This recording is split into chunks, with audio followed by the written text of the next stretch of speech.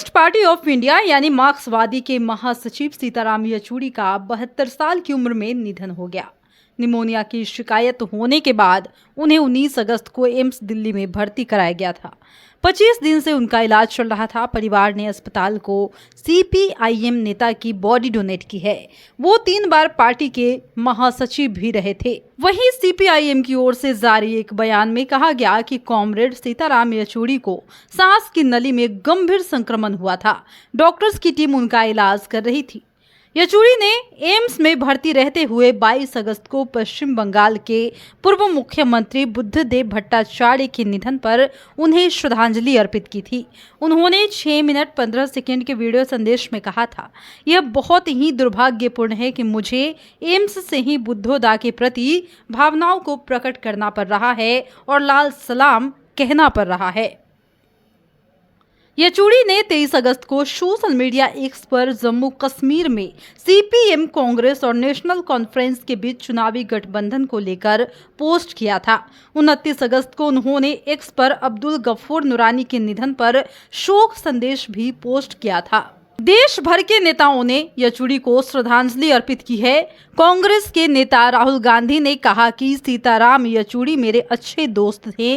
वो भारत के विचार के सच्चे रक्षक थे और देश को अच्छी तरह से समझते थे। मैं उनके साथ की गई लंबी चर्चाओं को बहुत याद करूंगा। इस दुख की घड़ी में उनके परिवार के प्रति मेरी गहरी संवेदना है।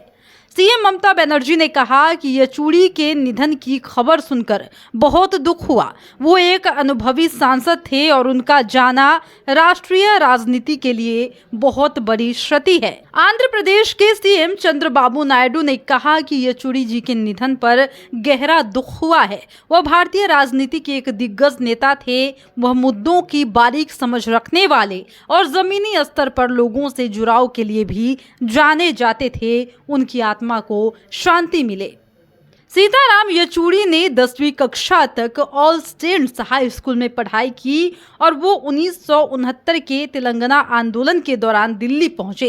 येचुरी ने दिल्ली में प्रेसिडेंट स्टेट स्कूल में एडमिशन लिया और सीबीएसई हायर सेकेंडरी परीक्षा में ऑल इंडिया रैंक 1 हासिल की।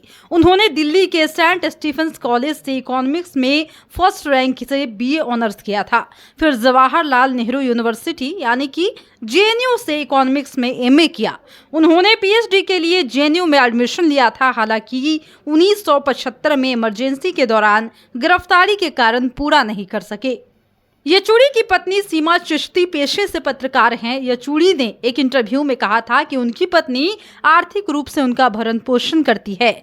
उनकी पहली शादी वीना मजूमदार की बेटी इंद्रानी मजूमदार से हुई थी। इस शादी से उनकी एक बेटी और एक बेटा है।